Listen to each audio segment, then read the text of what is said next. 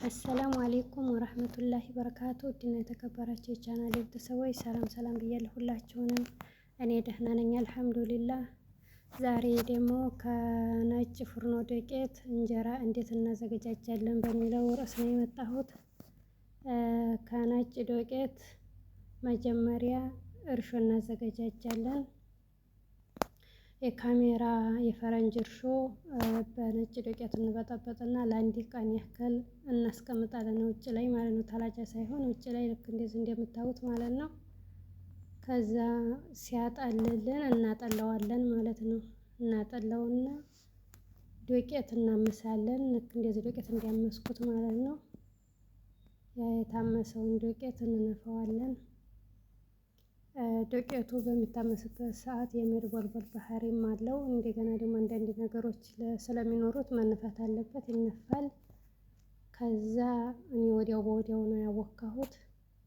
አምሳችሁ ዱቄቱን ማስቀመጥም ትችላላችሁ፣ በተመቻችሁ ሰዓት ማቡካትም ትችላላችሁ። እኔ ደግሞ ወዲያው በትኩስ በትኩስ ነው ሁሉንም፣ ምንም ጊዜ አልሰጠሁትም ማለት ነው። እርሾውንም እንደዛው እና እርሾዬን ተበጠበቅኩ በኋላ በተነፋው ዱቄቴ ላይ ጨምሬ አሸዋለሁኝ ማለት ነው። እዚህ ጋር ደግሞ እርሾውን ስበጠብጥ እንትን ትንሽ ስኳርና ጨው ጨምሬበታለሁ ማለት ነው። እንደ ሀገራችን እንጀራ ታለ ጨው አይደለም የዚህ ሀገር የስንዴ የፍርኖ ዱቄት የሚጋገረው። እዚህ ጣዕምም የለውም ማለት ነው። ጨውና ትንሽ ስኳር ታላረግንበት ስኳሩ ደግሞ ኩፍ እንዲል ያግዘዋል ማለት ነው። እንደገና ምንም ጣዕም የለውም፣ ውሃ ውሃ ነው የሚለው። ሞክሬዋለሁ ሁሉንም በተደጋጋሚ ማለት ነው። እና ዛሬ ደግሞ ከነጭ ዱቄቱ ሳይሆን ከሁለተኛው ቁጥር ዱቄት ነው ያቦካሁት። ሁለተኛው ቁጥሩን ነው አምሼዋለሁ። በዛ ላይ በጣም ጠይሟል ማለት ነው።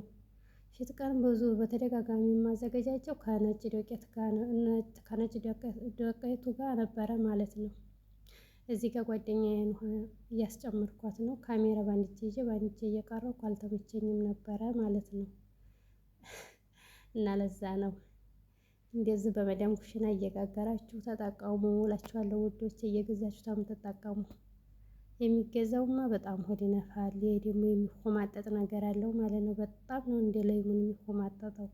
በልተውት ደግሞ ጤና አይሰጥም ማለት ነው። እና እንግዲህ እናንተም እንደዚህ እያረጋችሁ ተጠቀሙ፣ ያልተጠቀማችሁ ልጆች ካላችሁ ማለት ነው። እኔ እንደዚህ እያረኩኝ ውሃውን ደግሞ እኔ በኖርማል ውሃ ነው ዝም ብዬ ያቦካሁት ማለት ነው።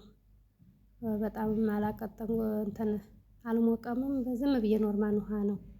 ሊጡም ትኩስ ስለነበረ እና እንደዚህ ደግሞ እኔ ያው ኩፍ ባለበት ሰዓት እንደተመቸኝ ነው የጋገርኩት።